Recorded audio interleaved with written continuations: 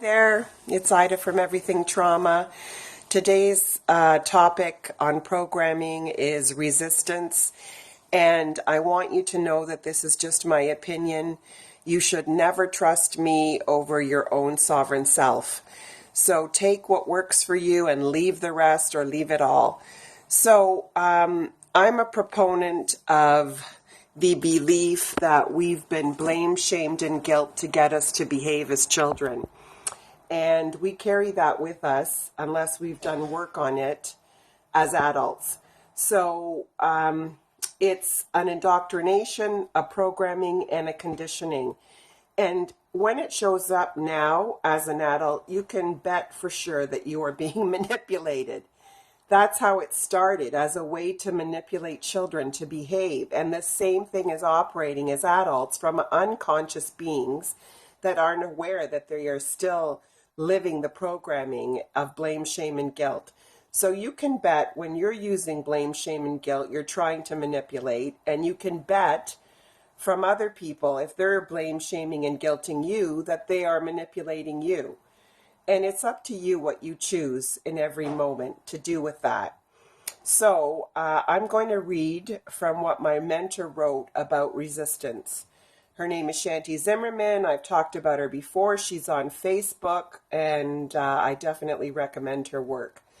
So this is what she writes. My view on resistance.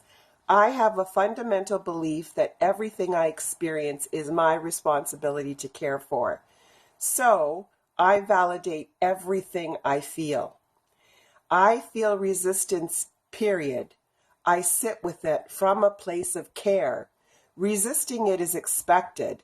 Allowing it to exist is revolutionary.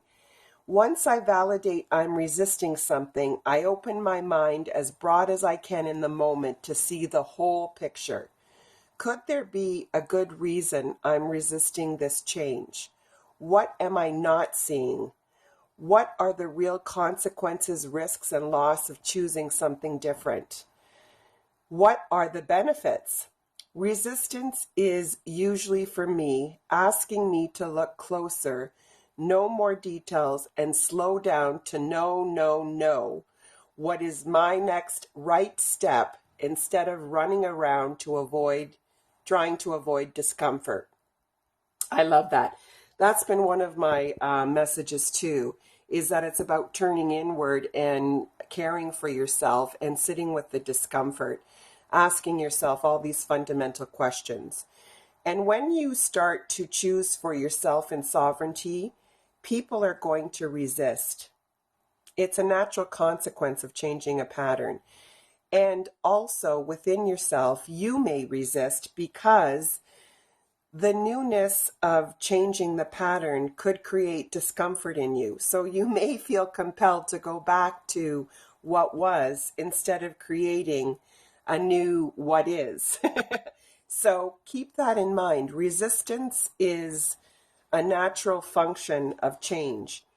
So I hope that helps somebody, and I hope that you sit with your precious selves and care when resistance shows up. Mwah.